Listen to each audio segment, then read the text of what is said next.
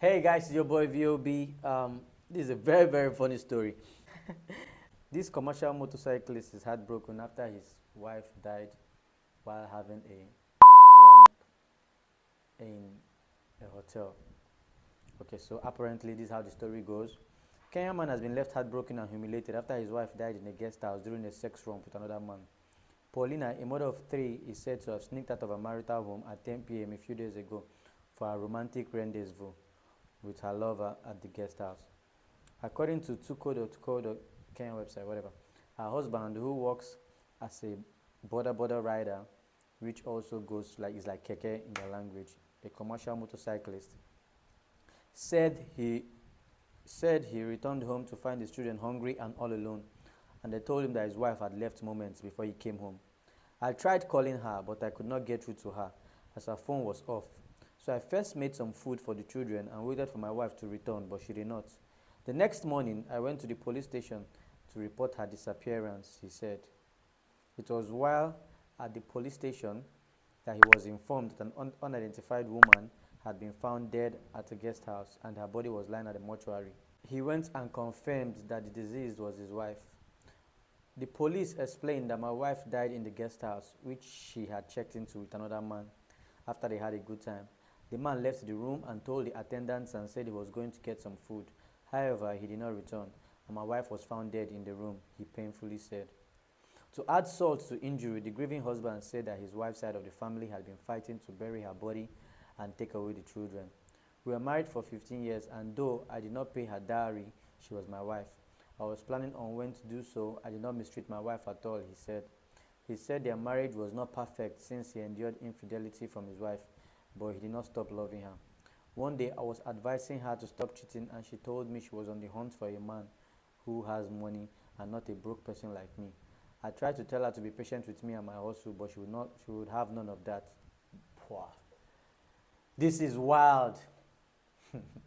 This is extremely wild. Okay, so the two sides, this story has two sides. The first side is both from the man. Like as a man, you get married. Why are you not able to provide for your wife? Why did you get married if you're not able to provide for your wife? That does not justify what she did, but the woman on this side, like, I don't know if what this guy said is true. It's so funny because how do you escape? How do you leave your house by 10 o'clock in the night to go to hotel? It's either two things. She was an nymphomaniac with a husband who was the opposite of that, or she was doing this purely for the money, or the both of them. Yeah, that's how I'm going to analyze. That's what I'm going to say about this. But the kind of stories that here coming from Kenya, coming from Ghana, then this thing about how can you yourself as a man, how can you marry? You see, you married a woman for 15 years and you not pay her dowry. What kind of marriage was that? Like, you just a chop free food, like 15 years, you not pay her dowry. Come on, come on. So this was a marriage of inconvenience or convenience, whatever you want to call it, but she was never your wife. You just gave her a house to live in. She was never your wife. Um, that doesn't excuse her for cheating on you. But at the end of the day, man, like, so hotel owners, this is a warning to you guys. Like, you see two people come into a room and you see one person leaving. You should never allow somebody leave without confirming from the person who is left, who the person left in the hotel room. Now, this can be a serious criminal offense if it's taken to court because they can say the hotel is complicit.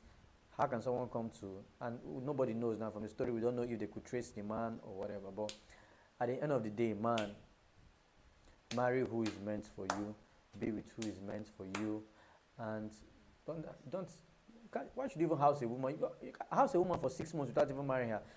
You're now doing, you can't even house a, it's not even good to house a woman 6 months, you're not marrying her. 1 year, you're not marrying her. You live with her 15 years and you say you are married and you couldn't even pay dowry, like as cheap as the dowry is. Nobody's saying do a white wedding, nobody's saying doing a traditional wedding, nobody's saying you did not go to court. What kind of marriage is that? She was never your wife, number one. Number two, she was never married to you, but that doesn't excuse what she did. Sorry to everyone who is hurt by this story. Sorry to the husband. Sorry to they had children. Whatever. Like, sorry. This is just a bad story in every way. And what can I say?